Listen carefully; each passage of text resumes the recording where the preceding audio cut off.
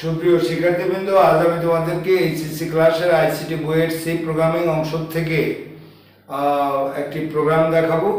সেই প্রোগ্রামটি হচ্ছে যে দুটো সংখ্যা আমরা নেব, সেই সংখ্যা দুটো একটি অপরটির চেয়ে ছোট কিনা বড় বা সমান সেটা আমরা নির্ণয় করার প্রোগ্রাম দেখাবো। তো আগে আমি প্রশ্নটি লিখতেছি।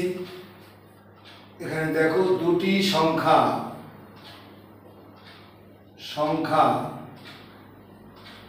n1 ও n2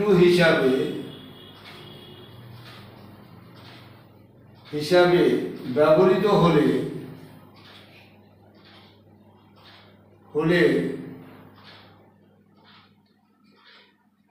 একটি অপরটির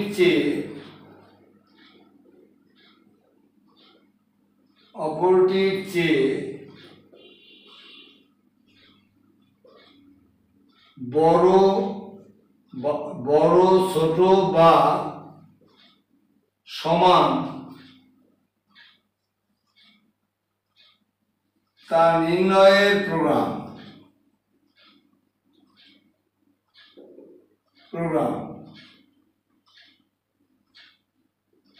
এবারে হলো প্রোগ্রামটি দেখো। একটা প্রোগ্রাম তৈরি করতে গেলে প্রথম যে লাইনটি লিখবো, যদিও প্রথম লাইনটির নাম ডকুমেন্টেশন সেকশন, আমরা এখন কিছু কিছু বাদ দিয়ে আমাদের মূল লাইনগুলো লিখতেছি। এই জন্য প্রথম লাইনটিকে আমরা লিঙ্ক সেকশন হিসাবে অভিহিত করে থাকি। এই লিঙ্ক সেকশন লেখার নিয়ম হলো হ্যাশ include stadio.h। এবারে এই লাইনটাকে বলা হয় লিঙ্ক সেকশন, এটাকে link file, header file, principal file, এরকম বিভিন্ন নামে অভিহিত করা হয়। প্রত্যেকটা প্রোগ্রামের ভিতরে আমি এগুলো বলেছি। ইনক্লুড শব্দটার বাংলা হলো অন্তর্ভুক্তকরণ, অর্থাৎ stadio.h কে আমি অন্তর্ভুক্ত করেছি এবং এর প্রতীক হিসাবে আমরা হ্যাশ ইউজ করেছি। এর পরবর্তী লাইন হলো আমাদের মেইন বা ইন্টিজার মেইন বা ভয়েড মেইন বা মেইন ভয়েড। আমি মেইন ইউজ করছি, তোমরা ইন্টিজার মেইনও ইউজ করতে পারো। মেইন হচ্ছে এই যে দুটো ব্র্যাকেট দিয়েছি, এটা ব্র্যাকেট দেওয়ার জন্য এটাকে বলা হয় ফাংশন, এটাকে বলে মেইন ফাংশন। একটা প্রোগ্রামের সর্বশ্রেষ্ঠ ফাংশন, একটা প্রোগ্রামের সর্বশ্রেষ্ঠ ফাইল হলো stadio.h। এবারে আমাদের একটি সেকেন্ড ব্র্যাকেট দেবো, এটার নাম হলো স্টার্ট। এবারে আমাদের হচ্ছে যে লাইনটি লিখবো সেটার নাম হলো ডিক্লারেটিভ পার্ট, আর এই ডিক্লারেটিভ পার্টের পরের যে লাইনগুলো লিখবো সেটাকে বলে এক্সিকিউটিভ পার্ট। ডিক্লারেটিভ পার্টের প্রথম যে শব্দটি আমি লিখবো সেটার নাম হলো ডেটা টাইপ। এই ডেটা টাইপ চার ধরনের হয়ে থাকে। ক্যারেক্টার ডেটা টাইপ, এই ক্যারেক্টার হলো অক্ষর জাতীয় ডেটা প্লেস করার জন্য ক্যারেক্টার ডেটা টাইপ ইউজ করা হয়। আর হলো পূর্ণ সংখ্যা জাতীয় ডেটা ইউজ করার জন্য ইন্টিজার ইউজ করা হয়। আর দশমিক যুক্ত সংখ্যা ইউজ করার জন্য ফ্লোট ইউজ করা হয়। আর হলো বড় দশমিক ইউজ করার জন্য ডাবল ইউজ করা হয়। তো আমরা এখানে ব্যবহার করতে চাই, আমরা ইন্টিজার ইউজ করতে চাই। এই INT দিয়ে এখন এর সামনে আমরা ইনপুট লিখব। ইনপুট হলো আমাদের n1, n2, এই দুটো। এবারে কি আমাদের যেহেতু এখানে আউটপুট নেই, আউটপুট বলেছে এটা শর্তের মাধ্যমে ছোট বড় নির্ণয়, সেমিকোলন। এবারে হলো আমরা এই ইনপুট দিলাম বলে আমরা এখন এই ইনপুটটা দেওয়ার জন্য পারমিশন হিসাবে, পারমিশনের মতো কাজ করে, পারমিশন না, প্রিন্টএফ, এটাকে আউটপুট ফাংশন বলে। প্রিন্টএফ দিয়ে এবারে ফাংশন চিহ্ন এই যে এটা দিলাম, inverted comma, enter the value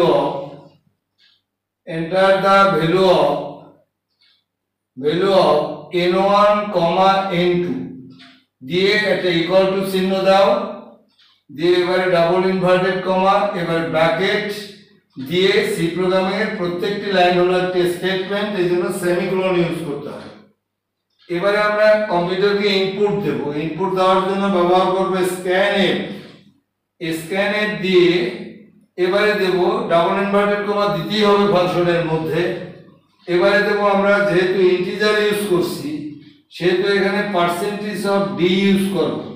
মেমোরির অপচয় রোধ করার জন্য এটা ব্যবহার করেছি। দুটো ইনপুট ইউজ করতেছি বলে দুইবার পার্সেন্টেজ অফ ডি, মাঝখানে কোনো কমা হবে না, কিন্তু ডাবল ইনভার্টেড কমা দিয়ে এবারে একটা কমা দেব বাইরে।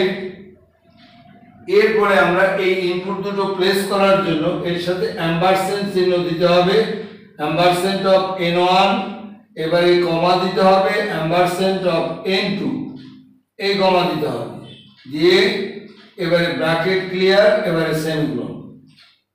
তো আমরা এখন শর্ত দেব কম্পিউটারকে, if n1 is greater than n2, যদি n1 n2 এর চেয়ে বড় হয় তাহলে তুমি ফলাফল দেখাও প্রিন্টের n1 is larger than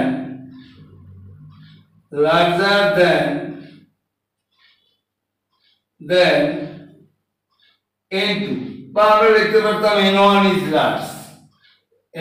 larger than n2, আমি দেখতে চাই সেটা পার্সেন্টেজ অফ ডি দিয়ে ইনভার্টেড কমা, এবার কমা দিয়ে দেখবা n1 কে আমি দেখতে চাই। যদি এই ঘটনাটি মিথ্যা হয় তাহলে দেবা এলস দিয়ে, দেখো এখানে দুইটা মেইন শর্ত, বড় ছোট বা সমান, তো এই দুইটা শর্ত ইউজ করব আমরা। তিনটি মন্তব্য হবে, বড় ছোট এবং সমান, এই তিনটা মন্তব্য হবে এলস। এবার প্রিন্টের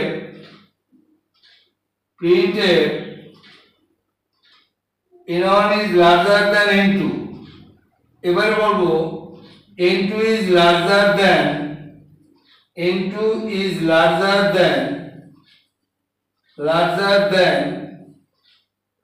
n1 equal to percentage of d inverted comma, এবারে দেব n2 দেখতে চাই, সেমিকোলন। এবারে আমাদের নিচে ধরে না বলে উপরে যাচ্ছি। এবারে আমরা বলবো যদি আমার এখানে ভুল হয়েছে একটা, এলস দিয়ে এবারে শর্ত দিতে হবে, এখানে আমার শর্তটি দেওয়া ভুল হয়ে গেছে, এলস ইফ দিতে হবে এখানে একটা, নাহলে লেখা যায় না। এলস ইফ দিয়ে এবারে আমরা লিখবো n1 is less than n2, দুঃখিত এমন একটি ভুলের জন্য, এলস ইফ দিতে হবে। তো আরেকটি কথা বলে নেই, একটা প্রোগ্রামের ভিতরে যদি অনেকগুলো এলস ইফ ব্যবহৃত হয় তাহলে সবার উপরে ব্যবহৃত হবে ইফ, আর সবার শেষে ব্যবহৃত হবে আমাদের এলস, মনে রাখতে হবে। তাহলে এই ইফ আমরা ব্যবহার করছি, অবশ্যই তার একটা এলস আছে, সেই এলসটা হবে এখন, কারণ আমাদের দুটো শর্ত কিন্তু শেষ, আর শর্তের পরে কিন্তু কোনো সেমিকোলন হবে না, এই সেমিকোলন হবে না, অন্য সব কিছুতে সেমিকোলন হবে, শর্তের পরে কিন্তু সেমিকোলন হয় না। এবারে আমরা দেব এলস, শুধু এলস দেব, এই এলসটা হলো ইফের এলস, ইফ যেখানে আছে এলস সেখানে কার্যকারিতা প্রকাশ করবে, মাঝখানে আরো যদি শর্ত থাকে সেগুলো সবে হবে এলস ইফ। এলস দিয়ে এবারে বলবো প্রিন্টের নাম্বার ইজ ইকুয়াল, বা n1 is equal to n2, এটা লিখে আমরা এই n1 is equal to n2, তাহলে আমরা এই এটা এভাবেও দেখতে পারি, বা or n1 equal to n2, এটাও লিখতে পারি আমরা, সেমিকোলন এভাবেও লিখতে পারি। এবারে হলো আমাদের কার্য শেষ, তো আমরা রিটার্ন 0 এ একটা লিখতে হবে, এই অংশ লিখতে হবে বা এই অংশ লিখতে হবে, একটা লিখলেই হবে, রিটার্ন 0, এবারে সেকেন্ড ব্র্যাকেট কমপ্লিট, এই কার্য শেষ। এভাবে আমাদের এই প্রোগ্রাম তৈরি করতে হবে। পরীক্ষায় এগুলো আসার মতো প্রোগ্রাম আসতে পারে, বোর্ডের বইতে আমাদের যেহেতু আছে এগুলো, সেহেতু আমাদের পরীক্ষায় এগুলো দিতে পারে। তো সবাই ভালো করে এগুলো দেখবে। সকলকে অনেক ধন্যবাদ। আমার ভিডিও ভালো লাগলে লাইক এবং সাবস্ক্রাইব করবে।